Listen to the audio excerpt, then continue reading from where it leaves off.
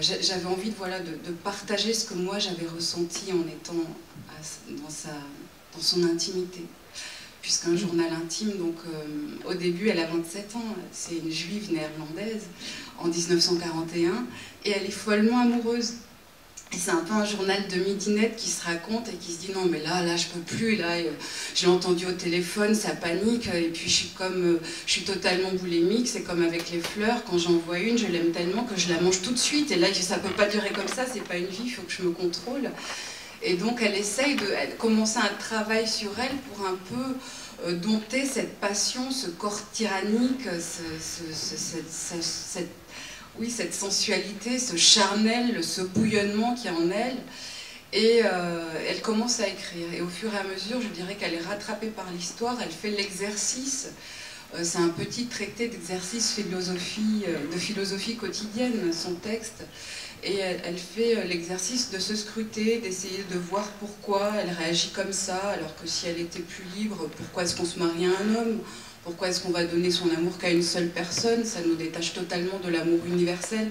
Enfin voilà, elle fait des petites leçons au quotidien qui vont lui permettre de vivre de façon totalement adulte et pleine le jour où elle est rattrapée par l'histoire, c'est-à-dire qu'elle est juive et qu'elle va être déportée. C'est-à-dire qu'elle va demander à aller elle-même au camp, puisqu'elle fait partie du conseil juif d'Amsterdam, pour être auprès des siens.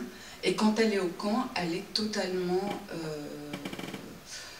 lumineuse, forte, reconnaissante d'être en vie, totalement amoureuse de la vie. Et comme elle dit, c'est à chacun, la saloperie des autres est aussi en nous, et je ne vois pas d'autre solution que de rentrer en soi-même et d'exercer et d'extirper de soi-même toute la pourriture. Voilà. On a là une des plus incroyables leçons d'une résistance d'un autre genre, d'un autre type. Une résistance qui dit je ne veux pas rentrer dans le système de la haine, je ne veux pas rentrer dans le système de la violence. Ça ne me concerne pas. Ce qui me concerne, c'est la vie, c'est l'amour, c'est la joie, c'est la lumière. Et jusqu'au bout, je resterai de ce côté-là de la vie.